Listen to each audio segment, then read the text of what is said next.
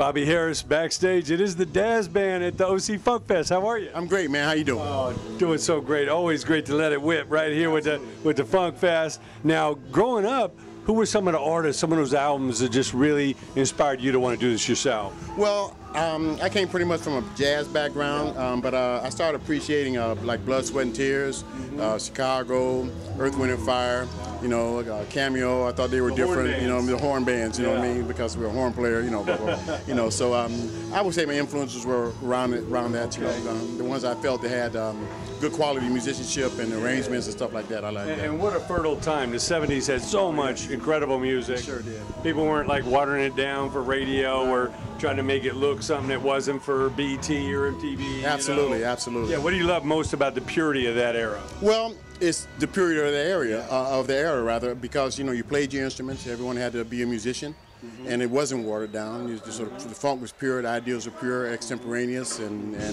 playing the whole 9 yards. So you got a variety of a mixture of the rehearsed versus the surprise of what's going to happen. Yes. You know, from each musician. You know. Sure. Yeah. I know coming from that incredible source of Ohio, which has given us so much fun. Yeah. I spent some high school years in Dayton during the heyday of the Ohio Players, so I felt it firsthand. But looking back, just what do you think it was about that region that just has produced so much of this great music? I think really location.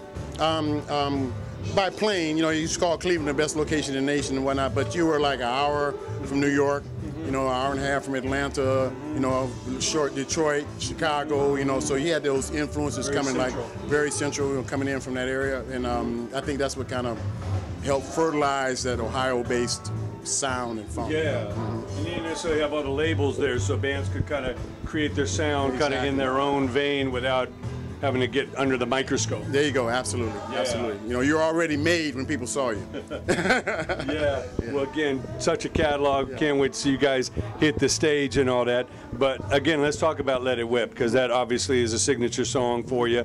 Tell us a little bit about the origin of that.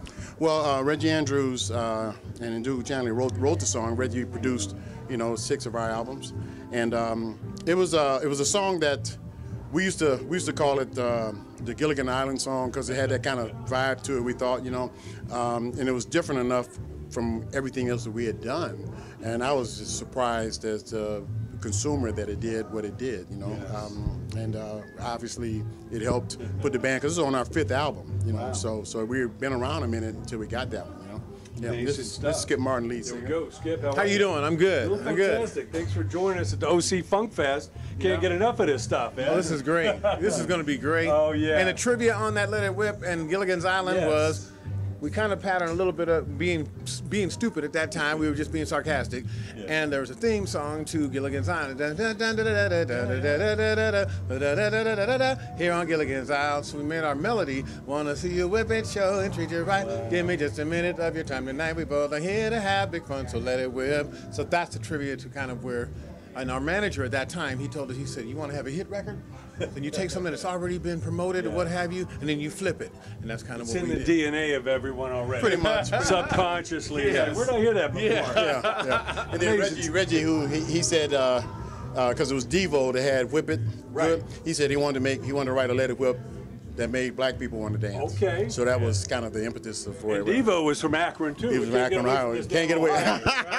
Damn Buckeyes. Absolutely, man. Absolutely. Amazing stuff. Now, obviously, tonight we're going to be hearing a lot of great songs from the catalog.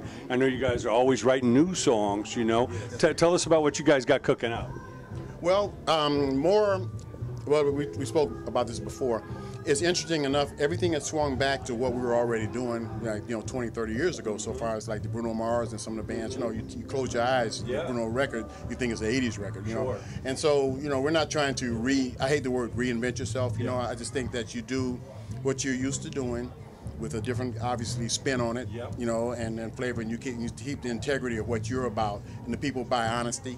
Yeah. So if you put the honesty in your music and your approach to it, I think they will always come back. Don't be somebody that you're not. Sure. You know what I mean? So that's the whole idea. Well, if it's not broke, don't fix it. There you go, know? pretty much. Yes, sir. People love this music for a reason. Yeah, you know. And what is it about that era?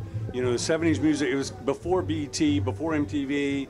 a lot of these record companies were kind of forcing you to sound like this and that. What do you think it was about that era that was so great? You know, we were kind of some of the pioneers in that era because when we did Let It Whip, there was no VH1. There was no, well, there was MTV, but they wouldn't let black people spaces be on there. Yeah. So that's why they created BET to start putting black faces on there. So when we did our first Let It Whip video, we did it at the Fox Theater in Los Angeles, and this was pre that video time. Rick James really opened up the door on that, which would help us to get some of those things happening. Don Cornelius had us on his show right away, and then we did Soul Train, we did American Bandstand, we did Solid Gold. You know what I mean? So that was Gold down at Paramount videos. And Dick Clark was pioneering. Oh yeah, there's no doubt.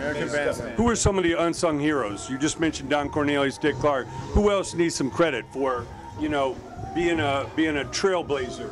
Well, I would say, Wolfman from Cleveland, I would pretty much say like Donnie Simmons from Washington D.C., Frankie Crocker, you know, big huge big DJ known in the music industry.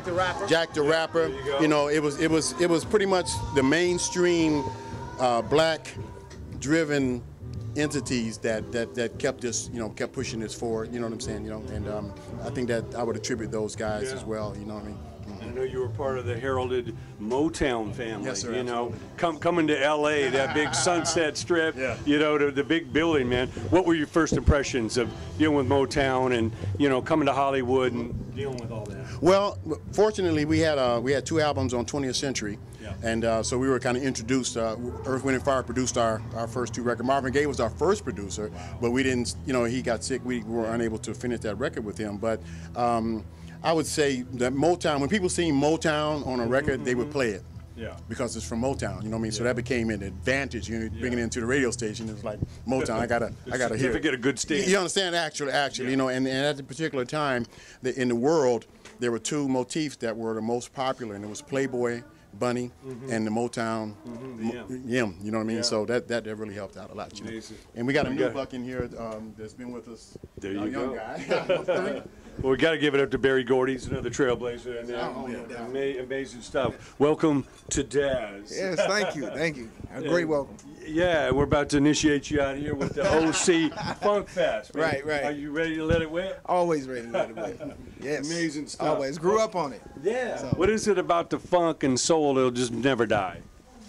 It was the honesty, it was the purity of heart, and we didn't have all of these other things to influence us. We were kind of blazing it from that band era when there weren't a lot of bands. There were singing groups before there were bands.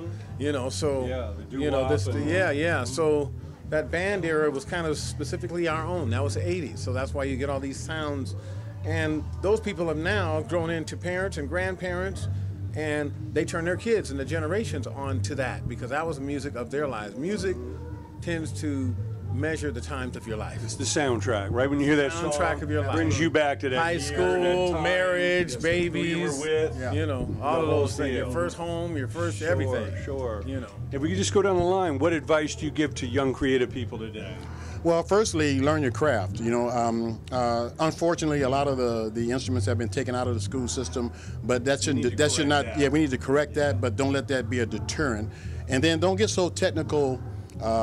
Dependent, you know what I mean? So on the technology where, well, I'll just get a computer and I'll just work the sounds out and I don't know what I'm doing, but I can hear those. Learning instruments, learn chord changes, learn writing, and so forth and so on, because if they pull the plug on a computer, you're done. But they can't pull the plug on a sax player or a trumpet player or you can keep, exactly. You don't need it. You can keep going. And so I would just and parents need to understand it gives a kid discipline right away to have to learn. So you teaching that discipline with some fun to it.